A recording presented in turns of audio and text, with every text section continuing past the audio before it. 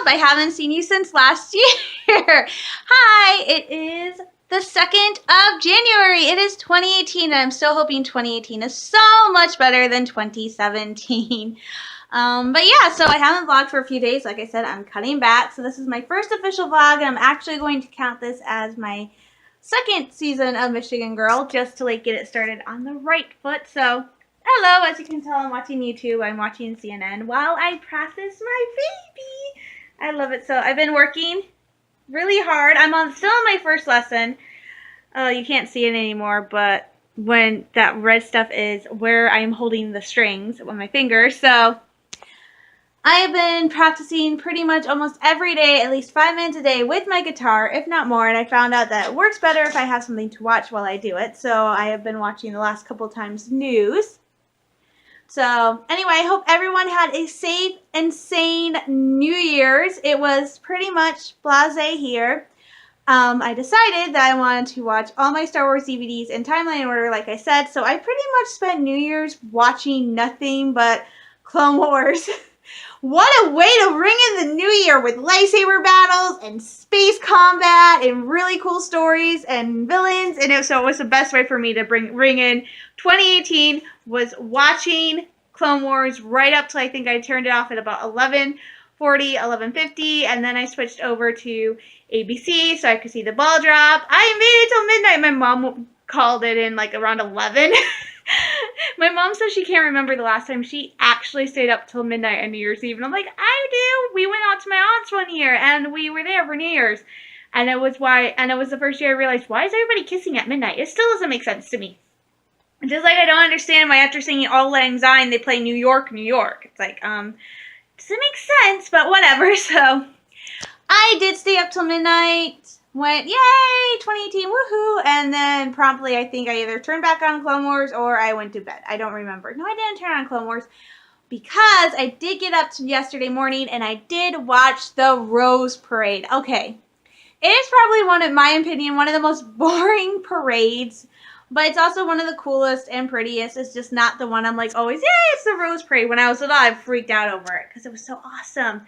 But, like, the past couple years, like, when I was younger, it was amazing. Like, I will never forget watching it the year George Lucas was the Grand Marshal. So they had this giant section that was Star Wars, and you had the Force Moon at Endor, and you had as a float, and then you had Naboo as a float, and you had, like, all the queens, and you had all the stormtroopers, and there were Jedi, and it was so awesome. That was, like, my favorite.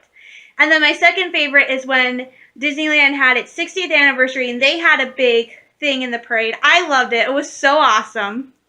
But other than that, like the past few years, the parade's kind of gotten more boring. They haven't been doing a lot of stuff. I mean, this year I was excited because Todrick Hall was the opening act. I'm like, yay, at least it's not up with people.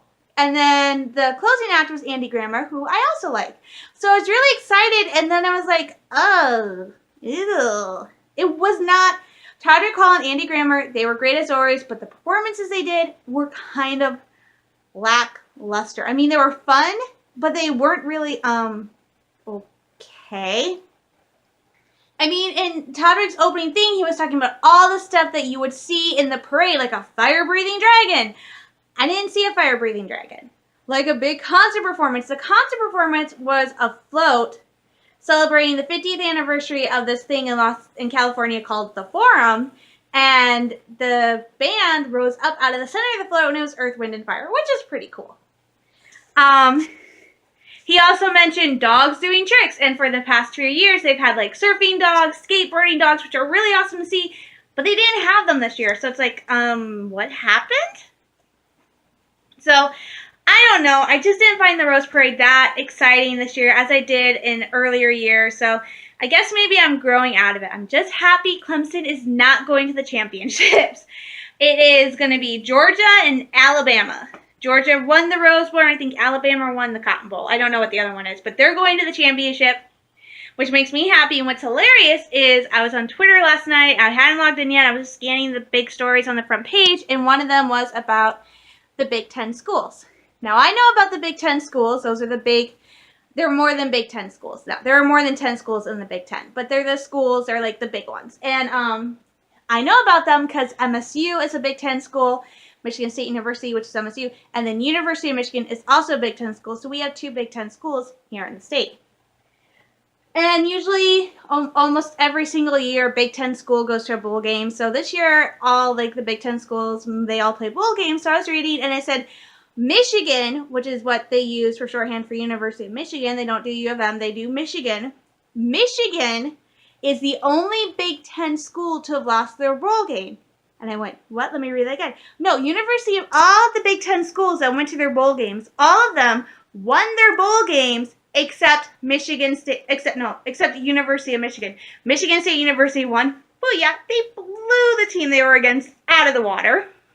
But University of Michigan, the crosstown rivals, did not win their bowl game. And my mom had actually watched it for a little bit, and when she turned it off, they were losing. And so when I shouted, back here in my room, shouted out, oh my gosh, U of M was the only Big Ten school to lose their bowl game. She's like, what? And I'm like, I'm looking at it on Twitter. There's a stat right here. University of Michigan did not win their bowl game. They're the only Big Ten school that didn't. So she went and looked it up. They got beat. In the second half, the team they were up against totally came back and smushed them. But that's okay. So MSU won their bowl game, and the Lions did it this year. Oh my gosh, the Lions had a game on Sunday, and sad news is we're losing Jim Caldwell as our coach. He did pretty good. He got us to a couple playoffs. He really helped get the team more of on a solid ground, but it's just getting harder, and he's kind of stagnated. So the Lions have released him. We're going to find a new coach, and there's a ton of new coaches that could be a great fit for the Lions. You just have to find it. But the Lions had their season-ending game against the Green Bay Packers, which are our big rivals. Here in Michigan, you are either a Packers or a Lions fan. You can't be anything else. And the further north you go, the more Packers fans you find, which is weird because in Marquette, the majority of people I talked to were Lions fans. Yes. But usually the Packers always beat us. We have since, what was it? We have never swept them. So in football, unlike baseball, where you play the same team half a bazillion times, in football, the teams play against each other twice.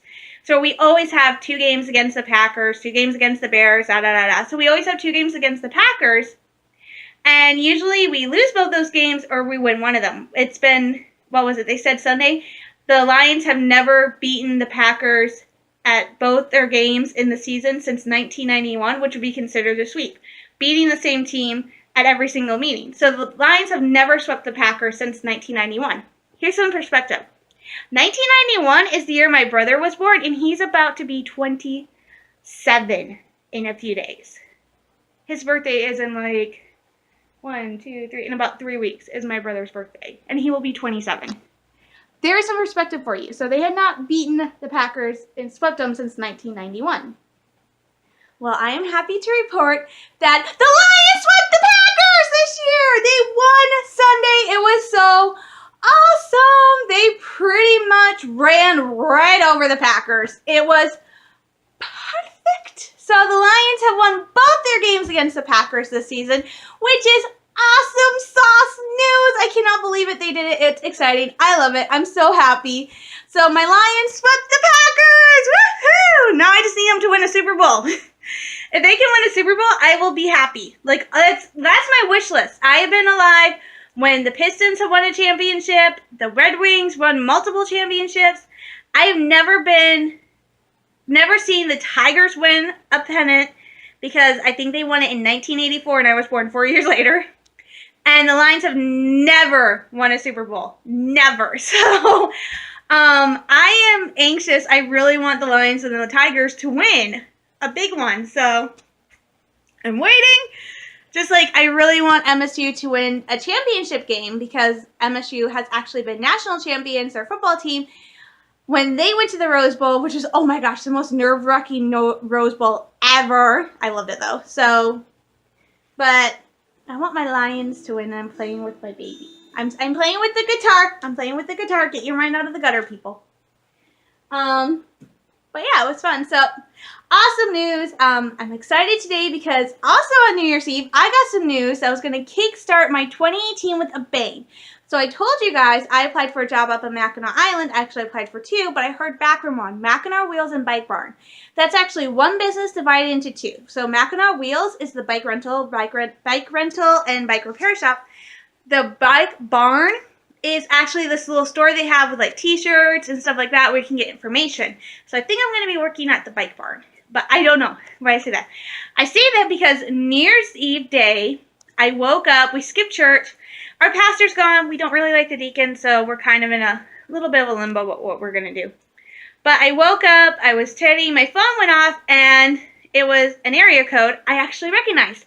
How do I recognize this area code? Because it was the area code from Mackinac Island. So I recognized it from last year from getting calls from Lakeview and stuff. So I picked it up and I went, hello.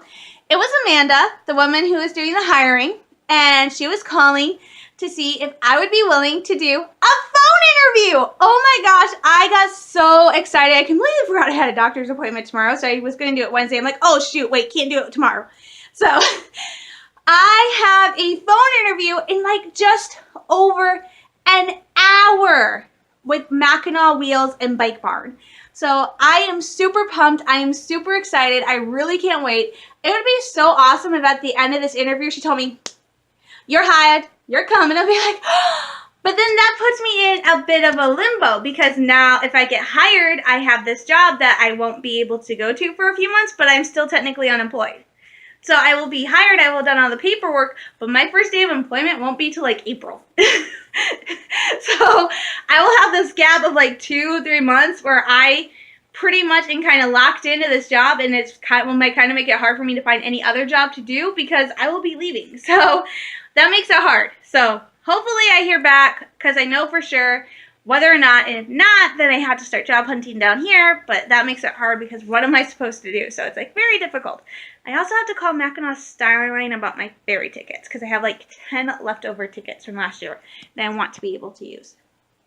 But I have a job interview today, so I'm excited. Not so excited about tomorrow about the doctor's appointment, which the only reason I'm going is because my insurance is probably changing in March, so might as well go in, get a check, see where I'm at health-wise with my weight and my blood pressure, get my blood pressure medication refilled at least one more time, and just deal with it. So not that worried. We've been in this boat before with my family, so we're used to it. We know how to work around it. So I'm only really going just to get a baseline of where I'm at.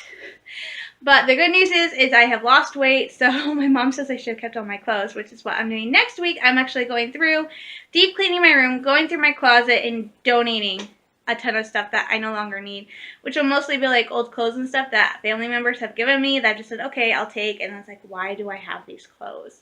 So I'm also probably going to get rid of a few books. Not too many books, I think, but I really want to go through and do a total cleanse of my room and get rid of a ton of stuff so that I have more space. And also, Sunday, I said Monday, but probably Sunday, my Christmas decorations will be coming down. Sad for me, but yeah. The only other news I'm waiting, so in terms of Star Wars news, I don't know if you guys heard, but it has been announced who's going to be doing the music for Solo, A Star Wars Story. Now for Rogue One, it was this guy called Michael Giario, whatever it was. So it was kind of jarring. Well, it wasn't jarring for me so much because, of course, I watch Rebels, I watch Clone Wars. They don't have John Williams doing the music for that. It's this guy named Kevin Kiner who does an amazing job. I really wish they would release a soundtrack for Clone Wars Season 3. No, Clone Wars.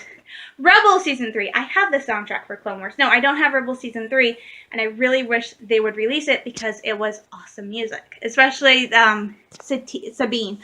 I just watched the Satine episodes last night, so I'm going to start calling Sabine Satine. But those are really cool. So, but I wasn't jarred by it. My brother, I think, was a little bit jarred because it wasn't John Williams. It was something different. I liked the music. The music did grow on me. I liked the music in Rogue One. But for traditional Star Wars fans, don't worry. John Williams is going to be doing the music for Solo, A Star Wars Story. And he's also going to be doing the music for Episode 9, I believe. So don't worry. We don't have to worry. We don't have to fear not having a Williams soundtrack. So that's good news. But also, with it being 2018, in a few weeks, we should be getting news about the return of Star Wars Rebels. So I am waiting for a Star Wars Rebels Season 4B trailer to drop, mid-season trailer to drop, because I really feel like they dropped 2 trailers. They did a trailer at Star Wars Celebration, which I don't really consider it a trailer now. I think of it more as kind of the announcement that this was the final season, because you had Hera talking about how it all started with a boy who was lost, a girl who was broken, and she brought them all together, but they never knew how it would end. So I really feel like that was more of an announcement that this season was coming to an end, that's its final season. And then they released a second trailer, which I consider the trailer, because it was more of what a trailer should be. So I'm kind of hoping that soon they drop the Rebels Season 4B trailer, and when that happens, I will do a reaction. And hopefully they get the season started before I go up to Mackinac if I get the job. So, and actually what I will probably be doing during lunch is I will probably be going and watching reactions to Ahsoka's return during Season 1 and the ending of Twilight of the Apprentice in Season 2, because it's so fun. But I'm also proud of myself. I finished outlining Crossing Battlefields. I don't know if I told you guys that, but I finished rough outlining it. I haven't fleshed it out yet. I'm doing a total of 85. I lost count. I'm doing about 80 episode-based chapters. I think there's going to be about... one of the chapters will not be episode-based. It'll be a free write, because it will lead right into my Revenge of the Sith rewrite, Edge of Peace. And then I think I have a total of maybe 30 interlude chapters, and there'll be, I think, at least 3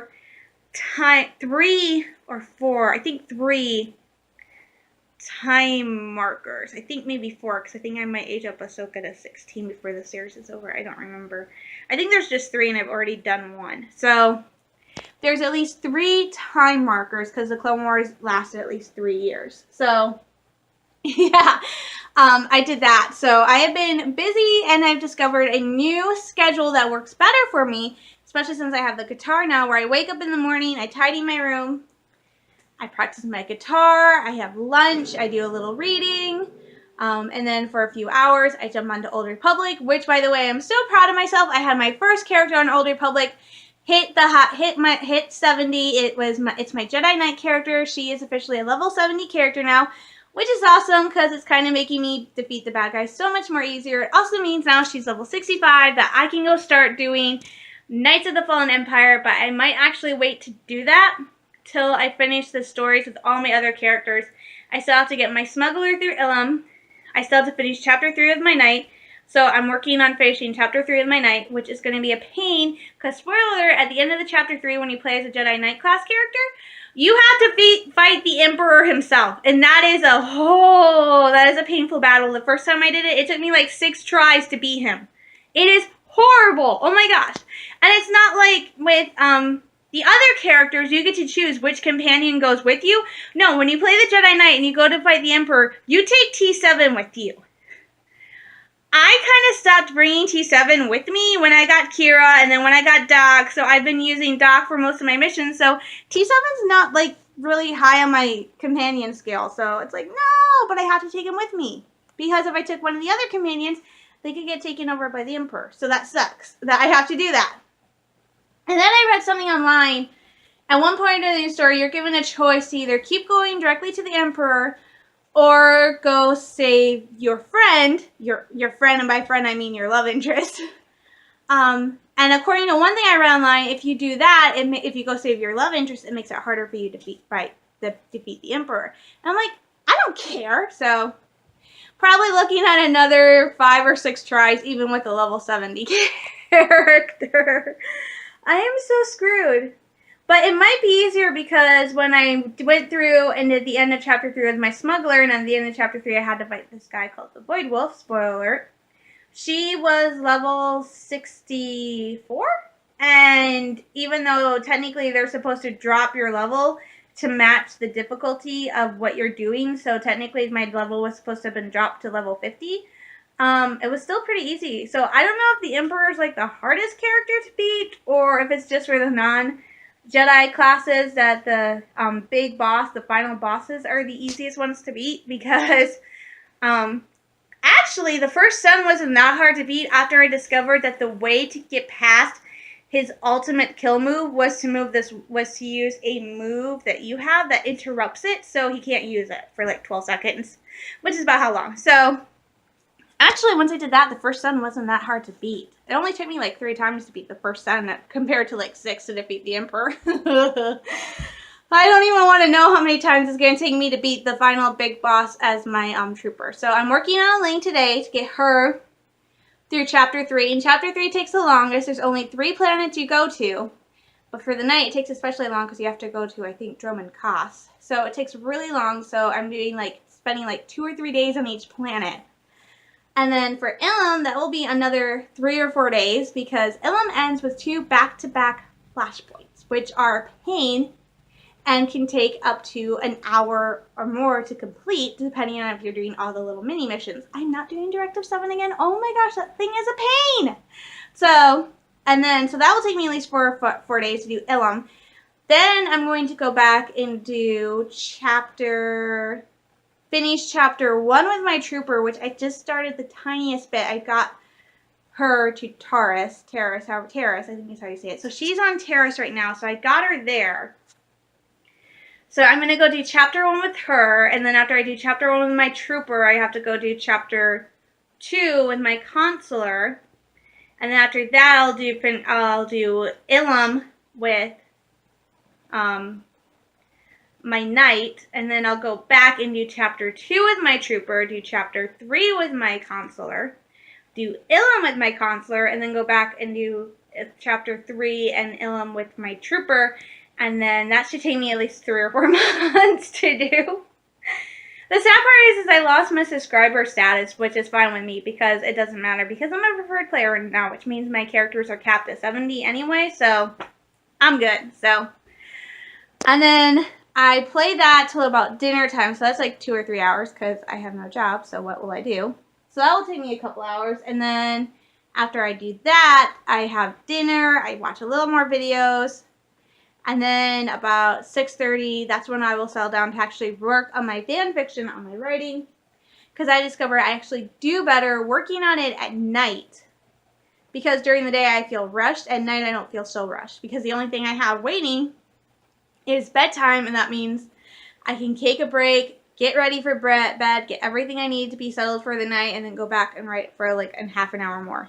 So I actually did pretty good last night writing, so definitely going to be doing that. So it is almost 12 o'clock. I'm going to get going so I can get some food, I was going to watch some videos on YouTube. I think I might watch a little bit of Clone Wars. No, I think I'll watch videos on YouTube because that will give me more space. So I'm going to get ready. Got to take notes for my interview. Wish me luck. I'm so excited. So I will talk to you guys later. Stay safe, stay sane. I am sending you lots of love, hugs, and prayers. And since this is 2018 and I did talk about Star Wars, may the Force be with you and with all of us in 2018. And let's make it a smashing new year. So I'll talk to you guys later.